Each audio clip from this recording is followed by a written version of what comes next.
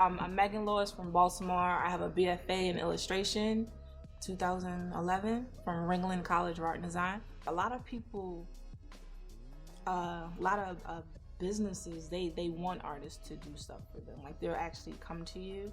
So let's say if you wanted to paint on the wall and do it legally, all you have to do is literally knock on someone's door and ask them, may I, paint something on the side of your home. And if they're the owner of that space,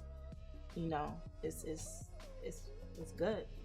The city can't do nothing about it as long as that person owns that building. You think about what you want to do. You do sketches, you do color studies. A lot of people project.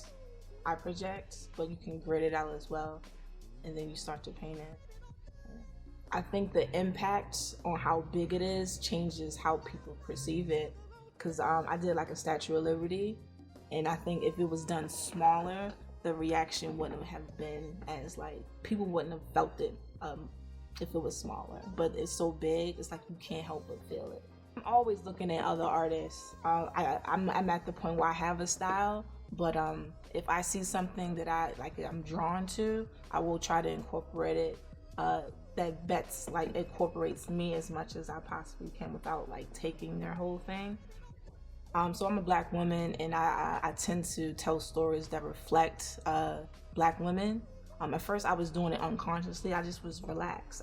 In the beginning, I think I was too mimicky and trying to do something that I saw Ernest doing. And then when I just relaxed, I wasn't copying. I just was like, you know what?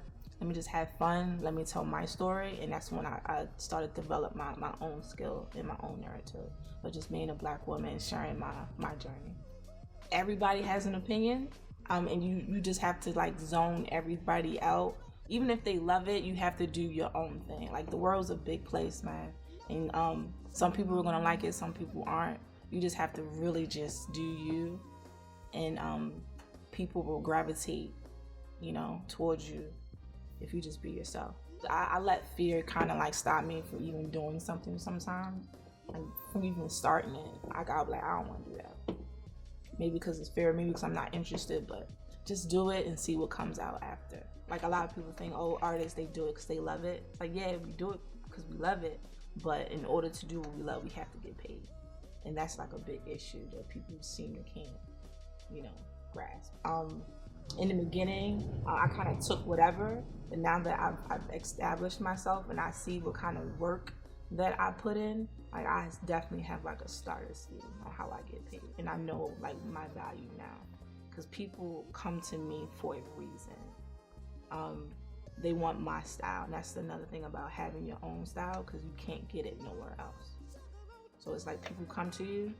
If someone comes to you, know that they're coming to you because they want you, and if they want you, they're going to pay for it, and you have to make them pay for it.